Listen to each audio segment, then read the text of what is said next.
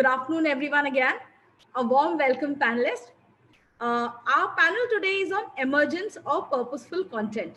The Fireside chat will take a look at what makes for standout storytelling under the current circumstances. What makes for purposeful and relevant content among viewers who are still struggling to come to terms with the COVID disruptions. What should content creators do to pave digital paths for new age storytelling? To share insights on the same, we have Ms. Ashwini Yardi, producer, Mr. Tarun Katia, CEO Z5, Mr. Rohit Ori, CEO FCB India, who will be session chair. Thank you, panelists, for gracing SCREENXX 2020. Thank you so much. Thank you for having us. Thank you, Thank you for having us.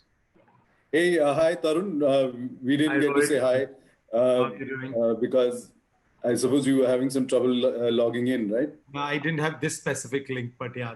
So, okay, so guys, let's just dive in. We have 30 minutes, and we just figure out how we're going to. There are lots of questions actually that the editorial team has, as well as I've actually added some bits of those questions. So what we are supposed to discuss is really purposeful content, and I thought it'd be a great idea to actually first talk about purposeful viewing. And many years back when I was much younger, and we were shooting this ad film with Rani Mukherjee, and I read out the script to her, and I told her, I said, and she said it's a wonderful script. So I said, but Rani, we have to run it past consumers. We're doing some research, and then when we come back, we'll come back to you with the revised script if there are any changes on what consumers want. And she looked at me and she started laughing. So I said, what happened? She said, consumer ka kaam kya hai? Consumer ka kaam hai taali bajana. Hum banate hain content, right? So from that context of, that the viewer's only role is really to clap, to the current world that we are living in, where it's a golden age of viewership, and the power is really and truly in the hands of the viewers who decide what to watch, when to watch, and where to watch it. So, in this new dynamic, how are you looking at content creation? What are the challenges that you're facing? So, Ashwini, Tarun, feel free. Anyone wants to jump in and talk about Ashwini first, always. Oh, no. I have very strong opinion on this one.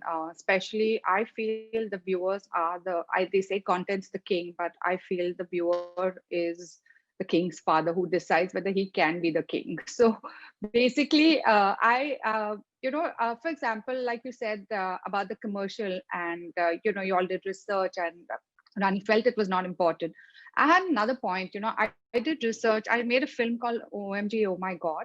And I did some research. Having just moved to the film world from corporate, I had the research sense that time. After staying in the movie industry for a little longer, I lost that sense of research. But when I just moved in from corporate, I was like, oh, let's do research. Let me see who my target audience was, blah, blah, blah. Nobody understood in the film world, neither the actors nor the directors thought I was crazy doing all that. But a very relevant point came out for OMG, Oh My God. And that was when I read out the script to who I thought the TG was. They loved the script and they said, oh, it all works very well. It gets us thinking. But since you've shown Krishna in regular, Lord Krishna in regular clothes, in jeans and a t-shirt, at the end of the film, we are all going to feel, was that really Lord Krishna? Because we are used to seeing him, in the way mythology we show with the pitambri or, the jewelry and the crown. So we'll always come out of the theater wondering if that was really Lord Krishna. Was that, the character Kanji's sense of like a figment of his imagination? And that got me thinking. I have changed the scene overnight only because the research, the audience told me this point. And if you see, there's a scene where Akshay Kumar, who plays Lord Krishna, comes in the actual Krishna avatar as we know it through our years. And if that hadn't been there, I'm not sure if the masses would have connected as much, or maybe all these questions would have come out. So I feel, sort of doing a little bit of research for any content that you feel is slightly different or risky. I'm all for giving it to the audience to kind of for feedback. So, yeah. So, right. So Rahul, sorry, Rohit, what's your real question? What is it that you want us to dwell on? Is No, it so that basically what the question I was asking was, in this whole new context of, how consumers are actually the king now, and they decide what content they want to watch, where they want to watch it, and how they want to watch it. So how do you actually look at the whole process of thinking about content that will connect with these consumers? Because it's not so much about, so you have an interesting piece or interesting content that you have. Do you do a lot of research to understand what consumers actually want before you create content for them? so? Really, there are two aspects to it. One, uh, what you're seeing in the external world, right? The environment gets you a lot of cues about what the general consumer is going through. And I can talk to you about COVID, right? When COVID started, everybody thought it was going to be a short-lived phenomenon. Yeah. By April and May, we realized that this wasn't getting over as quickly as we thought, and that it's going to be a long, drawn-out affair. The one thing we realized that the users needed at that point in time, from the general environment that everybody was facing, was to be inspired, encouraged, uplifted, and feel positive and good and hopeful about life.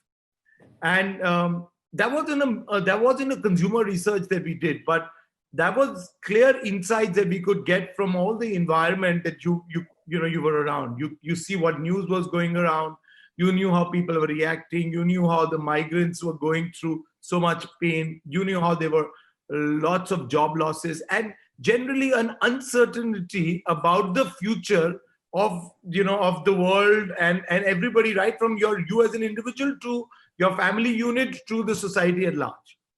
And we decided that we wanted to do uplifting content that was going to give people hope, that was going to showcase how people have gone through tough circumstances. And we looked for content like that. Now, we couldn't have made it at that time, but we looked for content like that.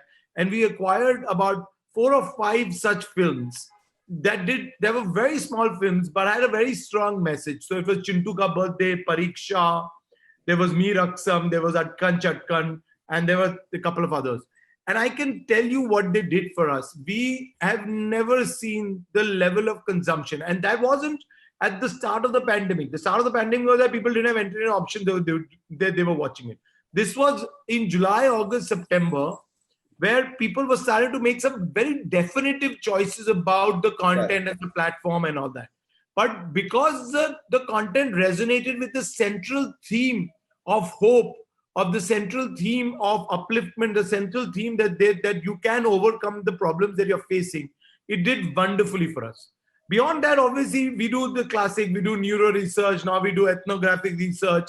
We do so much research that we don't know why we do so much. We do research of that order. So, we have data teams. So we have first-hand research. We have taste clusters that are coming up because on a digital platform also Audio pilots. Audio pilots. Oh, they've asked you to make one soon? Yes.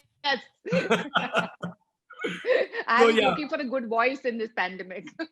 Yeah. He has to submit one next week, I think. Yeah. So anyway, so I think we do all of that, but I think just to understand the environment we're living in is very important. Then the second level, I don't want to get into how digital platforms have so much data and then how we do machine learning, clustering and understanding taste clusters and building content and understanding unified, values and attributes to that content. All of that apart, I think just understanding human nature is very, very important. Yeah. So tell me, Tarun, this is for you. I mean, Z5 really grew 200% during the lockdown. So what are your key learnings about content viewership during this period? Apart from what you just said about, the feel of the content and what the content was delivering.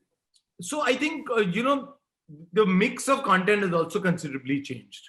At one point in time, we used to do stuff only with large budgets, big faces, so on and so forth, right? And that was like the formulaic stuff. You would do some large movie acquisitions and you would do some large originals.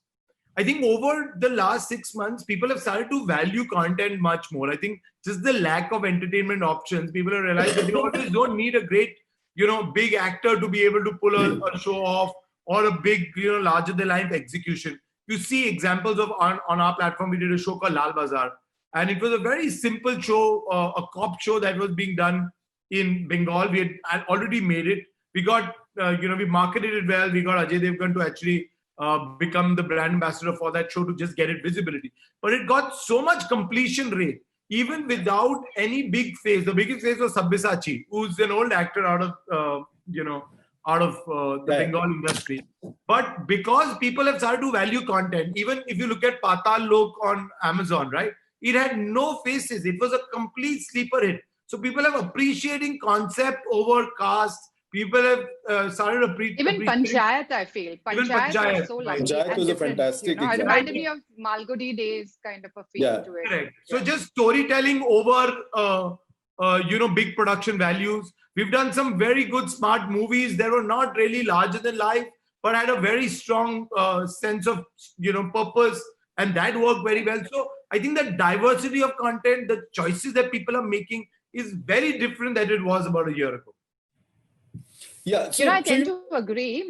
Sorry, Rohit, just to kind of say, what happened with me was, so me as a person consuming content, I was watching, everything that was talked about or people told me to watch. And, that went on for the first few months of the pandemic.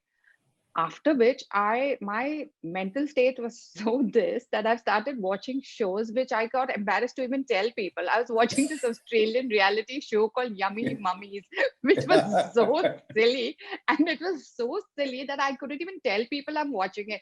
But the fact is, I binge watched, I think there were 2 or 3 seasons. I have binge watched Yummy Mummies, okay, which absolutely. So, but I felt happy saying it was like a voyeuristic pleasure that I got, laughing at the lives of others, and just felt like I was in a better space because they were so in my head silly. But I actually wouldn't have consumed this concept, this whole concept, had it not been the pandemic. So I'm just saying, even the choices kind of changed. While we aim for good stories and all, there was some of us at some point in this whole lockdown thought that forget all, good quality also. Let's also watch the bad quality and feel good about ourselves. So it was a different thing that I learned in the lockdown. Yeah. Yeah, I know. I was following Seema Tapadia with great. Yes, I watched that as well. Yeah. So I didn't tell my wife I was watching it for the first couple of episodes, and then she came and she said, "What is this shit you're watching?" And then she sat down and started watching it. She said, it's actually very funny. It was, and we enjoyed it thoroughly. Yes. I actually got personal. I actually started calling her Seema Mami in my head. So let's just talk about purposeful content for a second. So Ashwini, you're passionate about, women's stories and issues, that are not mainstream, but mainstreaming them, making, the underdog, the winner in many ways. Yeah. And, Tarun, you spoke about skilling and uplifting stories and series. So, why do you think, and do you think this whole purposeful content is something that really sells now, and viewers are actually actively seeking that out? So I think purposeful content always sold. It wasn't scaled up until about, I think, even about last 2 to 3 years. Even Oh My God was a good example of purposeful content. And I think there are some actors who do a lot of it and have been doing it quite well. But everybody thought that you needed a good actor to be able to do, or a big actor to be able to do purposeful content. Akshay is a good example of, Toilet and Padman and everything else, which was very, very purposeful. And then came Ayushmann. I think he did some very thought-provoking stories. He chose his stories very well, whether you take Vicky Donor or you take Shubhankar Sagdan and, and Dream Girl and so on and so forth. He dealt with very real issues. But I think digital had a great opportunity because it didn't have pressures of the box office. It had a great opportunity to be able to do purposeful storytelling.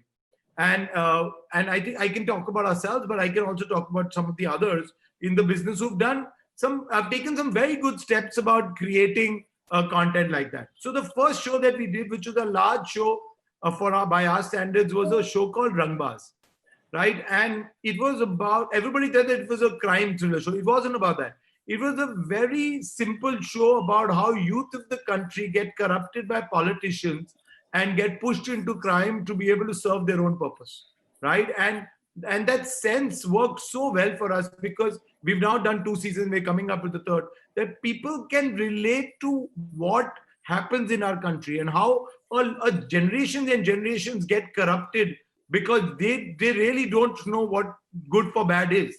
And some of the youth in the heartland actually get utilized for their own purposes by the politicians at large, right?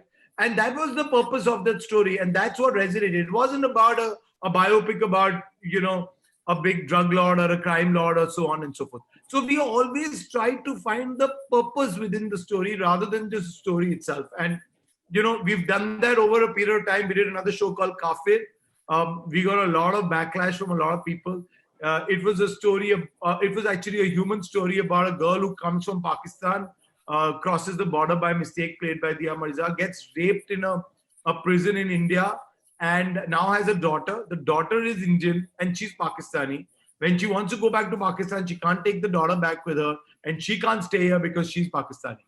And how an Indian lawyer then takes upon the battle and the crusade and gets her across the border and makes it happen. And it was a real human story. It wasn't about India, Pakistan. This wasn't about telling the world on how bad our neighbors were and how we were at war with each other. These human ethos, which are higher than just daily purpose of life, actually give you a sense of thinking, a sense of perspective, and that's what we look to do in stories. Ashwini? My recent example was Masaba on Netflix. So basically, I tried to create a new genre where you had the person playing himself or herself. In this case, Masaba and Neena Gupta. But I believe I think 10, 15 years back, Neena ji had told Masaba that, with your looks, your unconventional look, and you being a Caribbean Indian face, you'll never be able to play a protagonist, at least on Indian screen. I'm saying it took 15 years, but it did happen. Today, Masaba is the protagonist of a show that has a name not once, but twice. So, things have definitely changed. You have a Black woman with Black features playing a protagonist in an Indian show. I think that's fabulous. And, the very fact that I was allowed to do this is fantastic. And we've come a long way.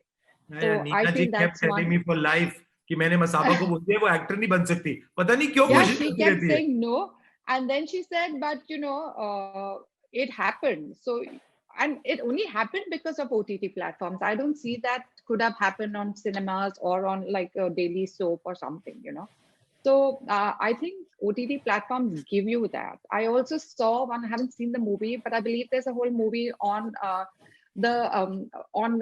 East Indians, from I think from Shillong and stuff like. I'm not sure I've seen which that. Part, state, Meghalaya or one of those Meghalaya. ones. Yeah. A lovely one, story. and everybody's asked me to watch it. I'm going to watch it, but I just find that so amazing and interesting that we are able. Even Priyanka actually did Assamese film, and there are so many talented people I know in the Assamese industry who can come now and make, for the OTT, can come and their stories are able to reach global platforms, globally. So I think that's wonderful. So I think it's great for all kinds of storytelling. So just building on that, Ashwini, the thing that, I've watched Masaba, and I really loved it. I thought it was great. But I think, at the heart of what made it work, in my opinion, was the authenticity of it, right? There was a real relationship between a mom and a daughter, with its warts, with its problems that you were seeing. So do you think as Vijay was talking about this new age storytelling, is the new age storytelling all about being authentic? It most certainly is, because the viewers who are watching or consuming OTT platforms are also the ones exposed to social media, and especially Instagram and Twitter. So they know the fake. You can call out a fake you know when a person's using filters, you know when a person is tweeting for the sake of perception and not really who he or she is. You know all that. So you don't want to come and watch a story to see another fake thing. You know what I mean? So in Masaba, we didn't hide quite a bit. I mean, there was some, we had certain limits. There were some things that Nina and Masaba had told us. There are some issues that we don't want to talk about. The rest you can show whatever you want. And I thought there were these really fabulous women who let us do what we wanted. So we have shown, in fact, some of them have said you've actually not covered Masaba's face and you can see scars and pimples. And I'm saying, but that's the way how she is. You know, she's not somebody who will hide the flaws. So why not show it? I could have easily covered it, digitally or, cleared it in DI and stuff, but we didn't because we wanted to show real women and real issues. She didn't hide the divorce. She didn't hide the issues that she had to face after the divorce. So, you're breaking taboos in a certain way of single women, living, working women, and of different ageism. Meena ji's ageism, that whole video, Auntie Kisko Bola, it was fighting ageism. That's what we all face. So, yeah. Yeah. So moving on, I think the other question, we just have 3 minutes. So I just thought I'd ask you this one question, which is, very high on something that I've been observing. There are influencer groups and influencers, right? Who actually have followers who, and they basically say, watch this or don't watch this. And I think, Ashwini, you also just mentioned it, that I asked around, or you ask around people and you ask and figure out what you want to watch. But for me, the influencers are WhatsApp groups because these are the real absolutely. ones. So WhatsApp because influencers groups, now, everybody, at least people from the media and people like us who know it all, know that they get paid for it. So I'm not going to, and most people around the youth know that they get paid for putting up a tweet or putting up a Insta post. So I would rather go with what word of mouth or what people are saying in WhatsApp groups than go with the influencers. Actually, that's at least us. Social is so strong, it's not funny, right? Yeah. I'll tell you, this example happened to me just 2 days ago. We had our final episodes of a show called Abhay Vidu. It was in its second season. And it's an amazing show, dropping it, right? And we knew we couldn't drop it in time. It reminded me of my TV days. But actually, it was exactly what I'm talking about.